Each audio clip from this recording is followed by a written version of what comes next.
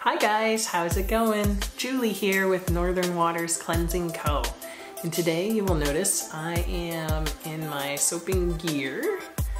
I've got my old sweatshirt that I use when I'm soaping because I don't mind if it gets colorant or oils on it.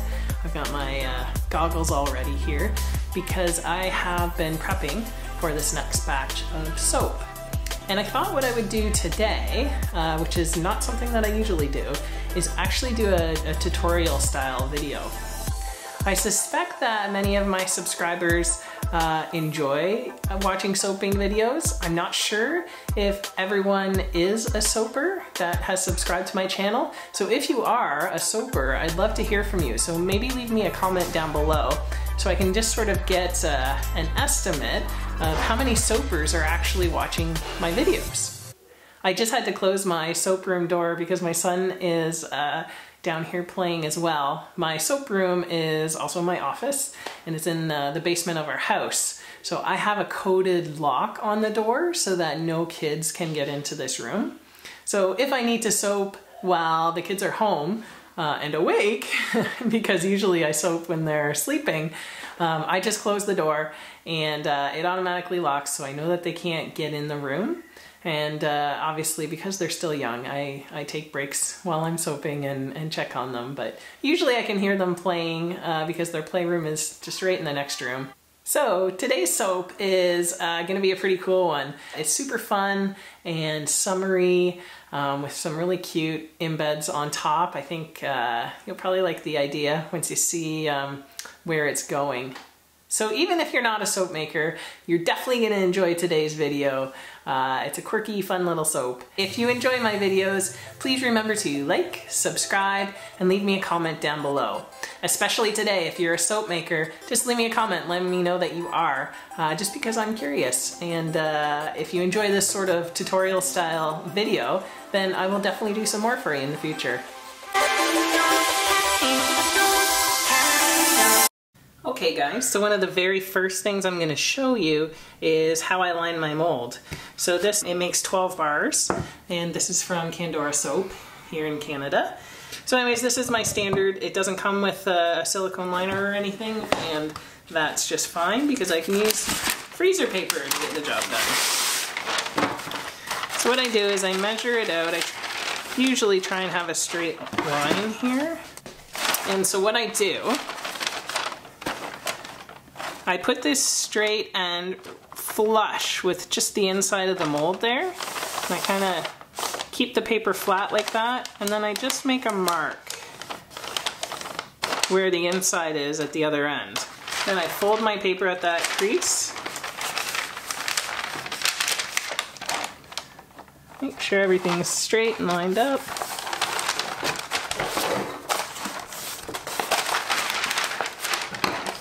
And I just use my trusty scissors to cut along that crease. So to give you an idea of where this paper fits, what we did was we essentially measured the inside right here. So I flipped it over so the shiny or waxy side is up. Now what I'm going to do is I'll just show you how it fits into the mold. So I give one side a nice crease and fit it in. I mark where the other side is and then I pull it out and give that a nice crease too. So you fit that back in and you see it fits nicely. Now I'm going to measure side to side and we're going to get some pieces that fit into the ends and cover up these end panels. So again, I'm putting my flat side against the inside of the mold here, just pressing the paper flat and just marking the inside of the mold on the other side. Get my mold out of the way, and I'll fold this, get a nice straight crease. And that line is now where I need to cut. So now I'm actually going to cut this in half.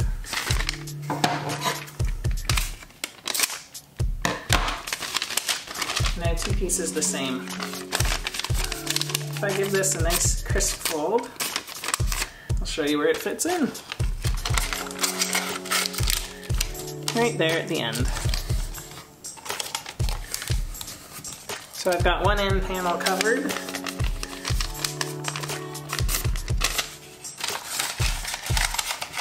And the other end panel covered. Now I just use some masking tape and secure these in place. Now remember that big piece that I originally cut? We're gonna bring that back now and put it in the mold.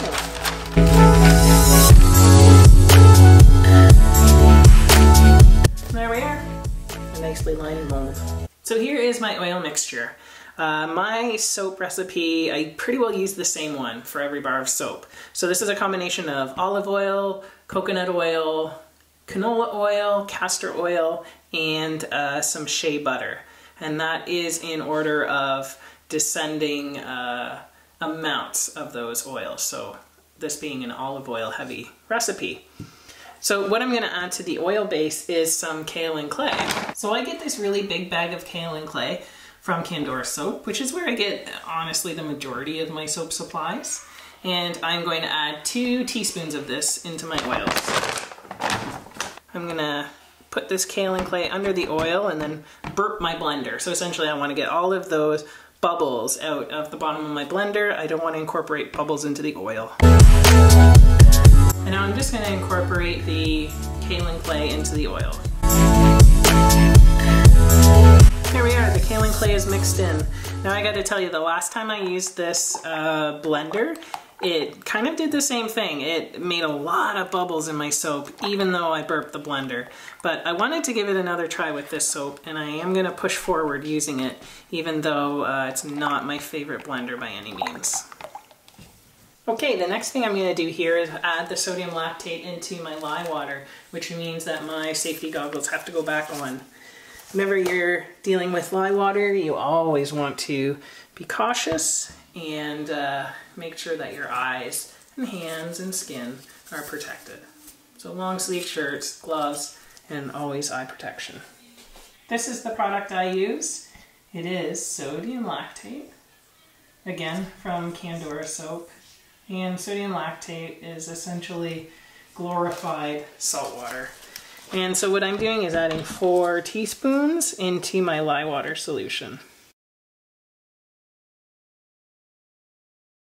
Okay guys, we're actually gonna get soap making now.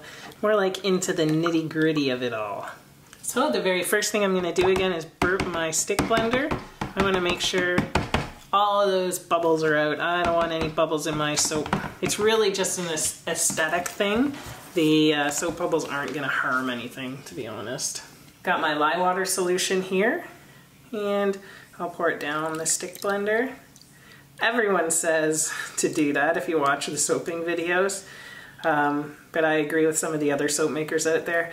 I don't know if it really decreases air bubbles in your soap, to be honest, but it's good practice, so I don't mind.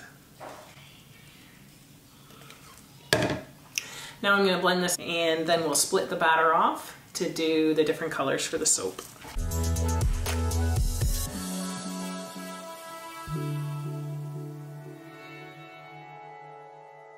Okay, so we reached a very light trace. Again, I am not pleased with the bubbles that come from this stick blender. You know, there may be some of you out there that say don't hate the stick blender, hate the soap maker. I don't know, but I'm not a fan of this one. So I'll give it a little stir. Hopefully I can stir out some of these soap bubbles. So we've reached a light trace here, and now is the time for me to split the batter off into a couple of different colors. The majority of the soap is going to be a neon yellow. Then I'm going to be splitting off into celestial blue, and what's the other one? Oh, I was going to do a little tiny bit of red. Scarlet red? Nope. Cherry blossom red. And I also have a little bit of melt and pour that's going to go in this soap. So it's going to be like a fun summery drink. The fragrance is a custom blend I made that has some sour candy scent in it, as well as What else does it have? Melon ball. And I think I did another candy scent in there. So it smells delicious. It does smell like a kind of a frozen summery drink.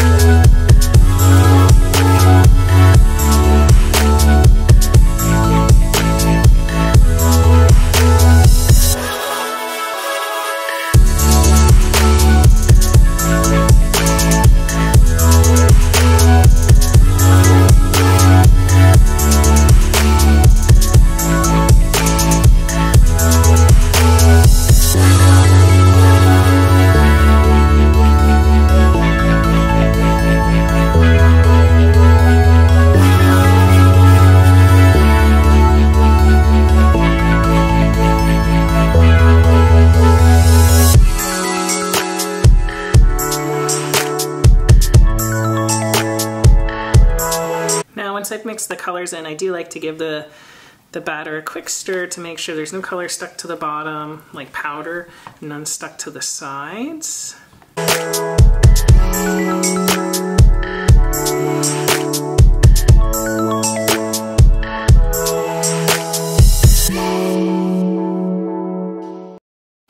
Now that everything's mixed up nicely color-wise, I'm going to add my fragrance oil.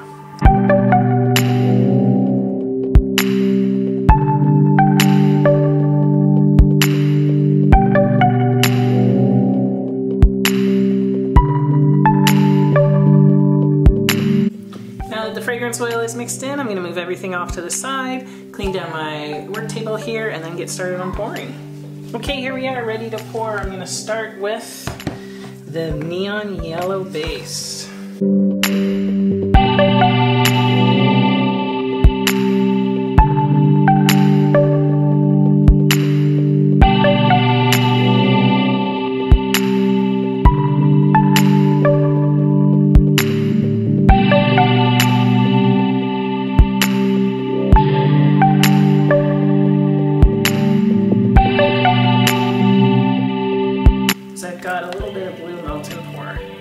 This has the boombox blue, I think it is, as well as just the teeniest, tiniest bit of white diamond mica.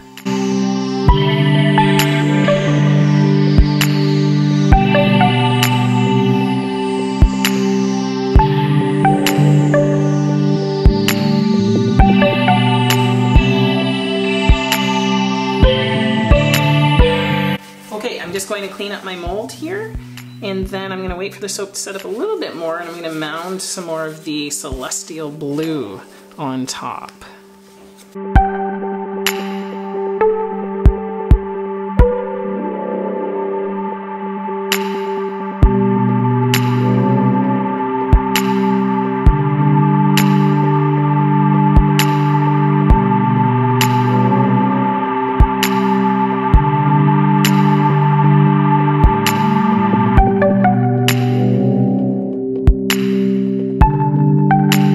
This cute little ice cube mold at a local store for $3, I think it was. Yeah, $2.99. And I made these little ice cubes with clear melt and pour, and then they have just a tiniest little bit of the white diamond mica in it. So I'm going to put these into the top of the soap to make it look like floating ice cubes.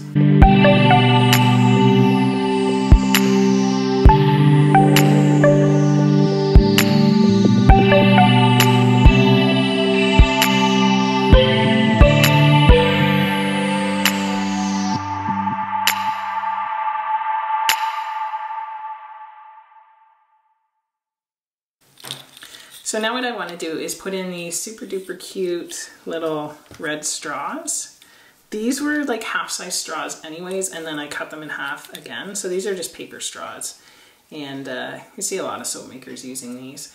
And you can just advise your clients to, pull the paper straws out of the soap before they use it.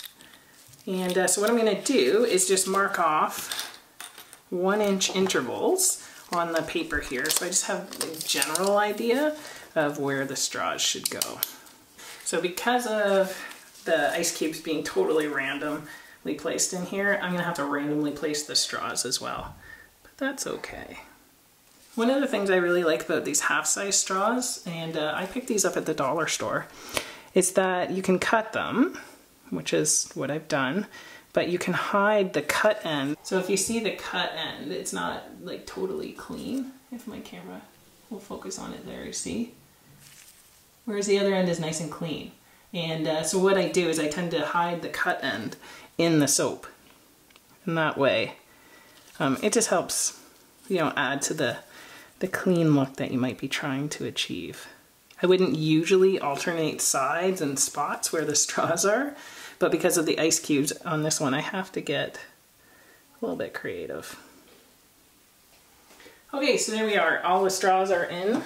I am going to spray 91% rubbing alcohol to help cut down on any sort of ashing.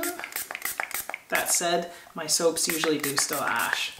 But it's an easy fix. You just steam them before you want to package them up, and the steam takes off the ash. I'm also going to give a quick spray with this glitter pump here. And there we are. Probably going to call this Mai Tai Punch, but there it is. I'll bring it back for the cutting.